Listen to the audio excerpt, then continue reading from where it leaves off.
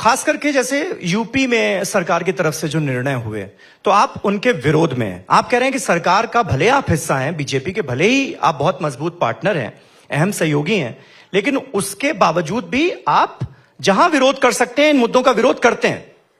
ये सवाल मैं इसलिए पूछ रहा हूं क्योंकि जयंत चौधरी विरोध करते हुए नजर आए जब उन्होंने ट्वीट किया और ऑरवेलियन स्टेट से तुलना कर दी यूपी की। आपका कोई ट्वीट, आपका कोई बयान उसे लेकर नहीं आया, तो यहां पर इस मंच से क्या आप क्लियर करना चाहेंगे? भाई देखिए, पहले तो मैं ये स्पष्ट कर दूं कि हम सारे अलग अलग राजनीतिक दल इसीलिए हैं क्योंकि हम सबके एजेंडा अलग हैं, हम सबकी प्रायोरिटीज अलग हैं, हम सबकी आइडियोलॉजी अलग अलग है। इसीलिए हम लोग अलग अलग दल हैं, नहीं तो we might as well be one party. फिर हम लोग अलग अलग दल क्यों हो?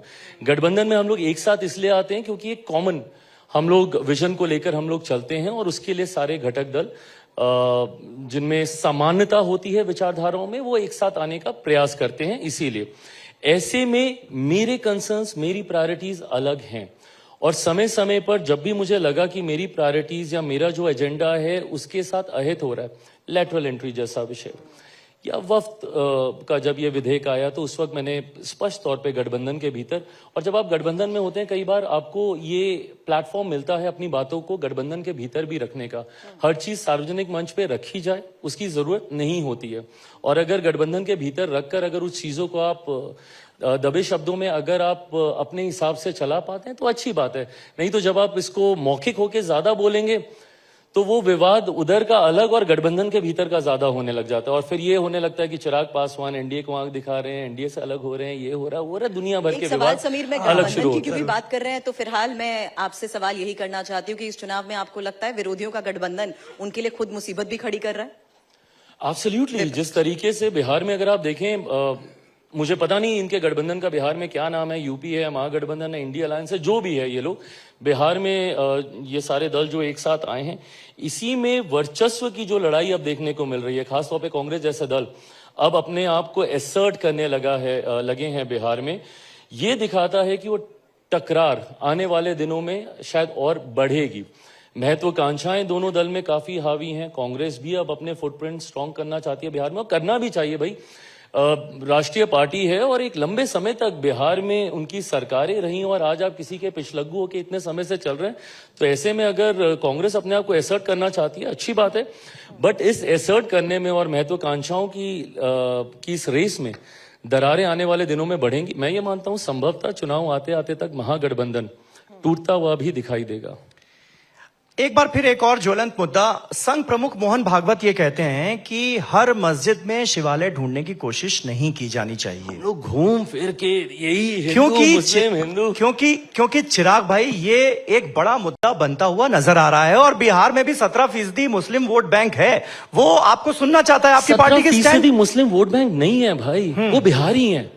तकलीफ मुझे इसी बात की होती है, और जब मैं बिहार जाता हूं मुझे शिकायत इस बात की रही, मैं दिल्ली में पला बढ़ा हूं, बंबई में मैंने काम किया, मुझे तकलीफ बिहार में जाके इसी बात की होती थी कि मुझे बिहार में राजपूत मिल जाएगा, ब्राह्मण मिल जाएगा, भूमियार मिल जाएगा, पिछड़ा मिल जाएगा, अति पिछड़ा मिल जाएगा, दलित मिल जाएगा, महादलित मिल जाएगा, मुस्लिम मिल जाएगा, पर बिहारी नहीं मिलता है। तकलीफ इस बात की होती है। जिस दिन हम लोग ये वोट बैंक समझना या इतने प्रतिशत, ये इसके साथ इतने प्रतिशत, जिस दिन हम 14 करोड़ बिहारियों की बात करने लगेंगे ना, मैं करता हूं भाई, मैं करता हूं।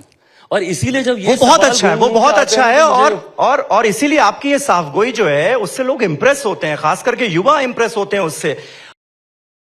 है कि आज जिन मुद्दों पर राजनीति हो रही है वो मुद्दे क्या वाकई असर डाल रहे हैं, ये हमें समझने की कोशिश भी करनी पड़ेगी। मैं संघ प्रमुख मोहन भागवत के बयान का इसलिए जिक्र कर रहा था क्योंकि उनका एक बयान है, लेकिन वो ये कहते हैं कि भाई हर मस्जिद में शिवालय ढूंढने की कोशिश नहीं की जानी चाहिए। यूपी के सीएम योगी आदित्यनाथ कहते हैं जहां जहां प्रतीक चिन्ह मिलेंगे वहां वहां खुदाई होगी, वहां वहां खोदेंगे।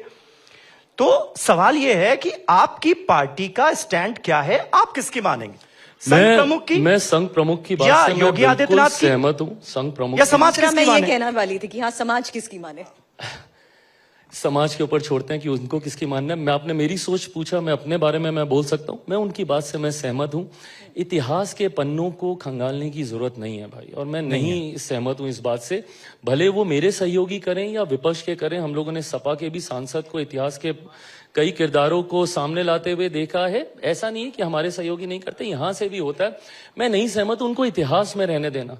अगर हम लोग को भविष्य की सोचना है तो हम लोग को वर्तमान में जीना होगा। अगर हम सिर्फ इतिहास को खंगालने में ही लगे रहेंगे तो हम भविष्य की ओर नहीं अग्रसर हो सकेंगे। ऐसे में मेरा विश्वास मेरे प्रधानमंत्री के ऊपर है जब वो 2047 में एक विकसित भारत की बात करते हैं। ऐसे में जब वो कहते हैं कि देश चलेगा तो संविधान के आधार पर चलेगा, जब वो सबका साथ, सबका विकास, सबका विश्वास और सबके प्रयास की बात करते हैं, तो मेरा विश्वास मेरे प्रधानमंत्री के ऊपर है। बाकी अब कौन क्या कह रहा है, किसको इतिहास के कितने किरदार निकाल के लेकर आने हैं, आप इन्हीं सब चीजों में उलझे रहेंगे तो आगे कैसे बढ़ेंगे। ऐसे ही जो यंगस्टर्स हैं वो आपके फैन नहीं है चिराग, सही बहुत बात। साफगोई से और एकदम क्लियर पॉइंट रखते हैं चिराग पासवान, इसीलिए चिराग पासवान जब बोलते हैं तो उनको लोग सुनना चाहते हैं। और आपने जिस राजनीति की अभी तस्वीर पेश की है कि आने वाले वक्त में ऐसी राजनीति हो हमारे देश में, मुझे लगता है हर कोई ये चाहेगा और उसके लिए आपको बहुत बहुत शुभकामनाएं। Thank you so much.